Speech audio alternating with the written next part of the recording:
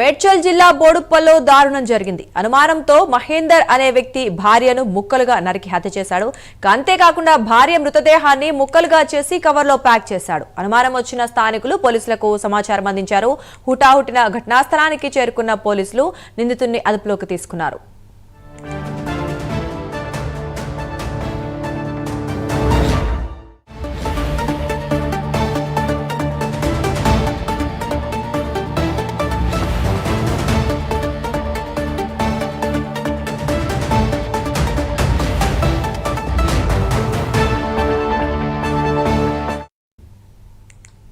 మేడ్చల్ జిల్లా బోడుప్పల్లో దారుణం జరిగింది. అనుమానంతో మహేందర్ అనే వ్యక్తి భార్యను ముక్కలుగా నరికి హత్య చేశాడు.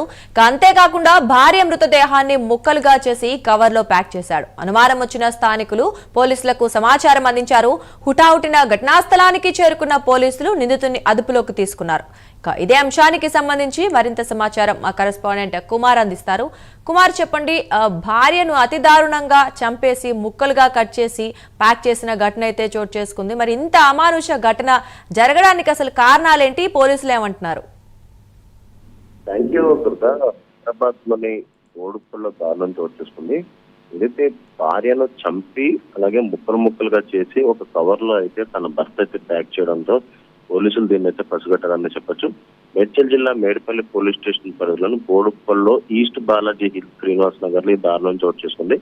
అక్కడ ఉన్న స్థానికులు ఏదైతే ఈ ఇన్సిడెంట్ పై ఒక అనుమానం వ్యక్తం చేస్తూ కూడా పోలీసులకు సమాచారం ఇవ్వడంతో కూడా పోలీసులు అక్కడికి అయితే రావడం జరిగింది. అతను ఏదైతే అప్పటికే భార్యను చంపి ముక్కలుగా చేశాడు. నిన్న రాత్రి అయితే ఈ సంఘటన చోటు చేసుకున్నట్లు పోలీసులు ఒక ప్రాథమిక నిర్ధారణకు అయితే రావడం జరిగింది. ప్రస్తుతం ఏదైతే అతను మాత్రం పోలీసులు అదుపులోకి అయితే తీసుకున్నారు. ఈ హత్యకు సంబంధించి ఇంకా ఎటువంటి సమాచారం కూడా అతనైతే ఇవ్వలేదు. ఇతను ఏదైతే వికారాబాద్ కి చెందిన మహేందర్ రెడ్డి స్వాతిని అలియాస్ జ్యోతిని ప్రేమ వివాహం అయితే చేసుకున్నాడు.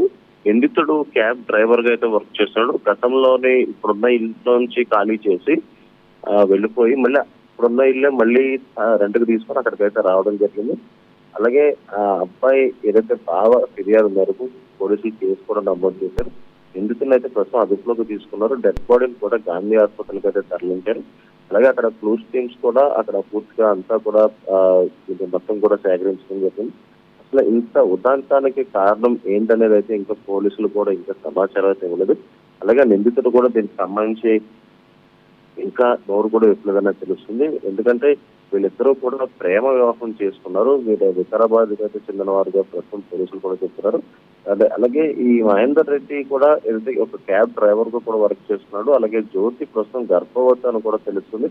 ఇంత దారుణానికి ఒరగట్టాల్సిన అవసరం ఏముందనే దానిపై పోలీసులు కూడా విచారణ అయితే చేపడుతున్నారు. ఏదైతే ఇటు అమ్మాయి బావ ఇచ్చిన ఫిర్యాదు మేరకు ప్రస్తుతం పోలీసులు మేడిపల్లి పోలీసులు కేసు కూడా నమోదు చేశారు.